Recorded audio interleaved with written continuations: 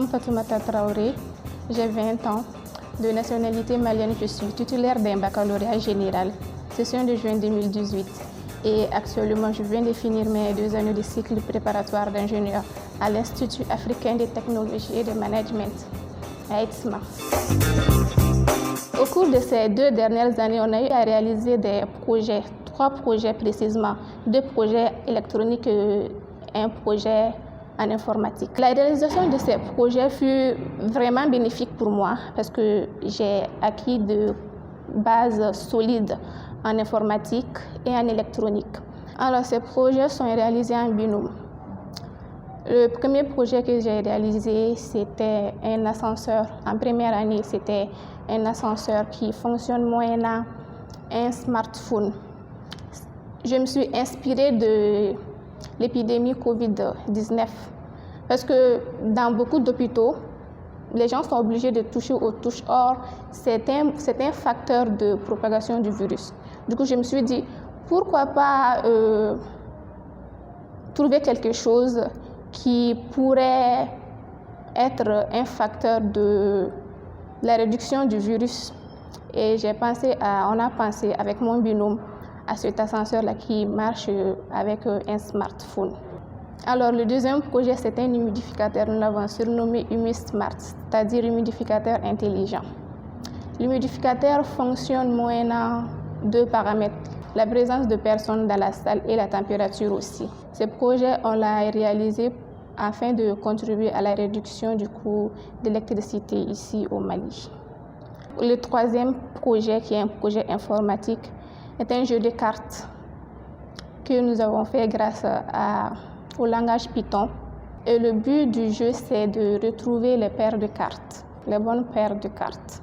J'ai fini mes 2 années de cycle préparatoire ici et actuellement, je me prépare pour commencer mon cycle d'ingénieur à ISEO, à Angers précisément. Après cela, par suite, obtenir un diplôme d'ingénieur en biomédical. Ensuite, me spécialiser dans la biomécanique. Et mon projet professionnel, c'est intégrer une structure de santé, soit un laboratoire, soit un centre hospitalier universitaire en tant qu'ingénieur en biomécanique. Alors, pourquoi ce choix? C'est grâce à 2 expériences personnelles vécues que j'ai décidé de m'orienter vers la biomécanique, qui est une partie de la biomédicale qui s'intéresse à la mécanique du corps. La première expérience, à l'âge de 13 ans, j'ai eu une ostéonécrose de la tête fémorale à la jambe droite. Et normalement, je devrais être opérée. Mais les médecins ont dit que je n'ai pas d'abord atteint l'âge de la croissance. Et même après cela, je devrais aller dans un pays qui est beaucoup plus développé niveau médecine que le Mali, afin que l'opération se passe au mieux. La deuxième expérience, c'est celle d'un oncle qui a une fracture à la hanche. Il a subi une intervention, mais 1 mois après, il a dû être réopéré parce que la prothèse qu'on lui avait mise n'était pas de bonne qualité.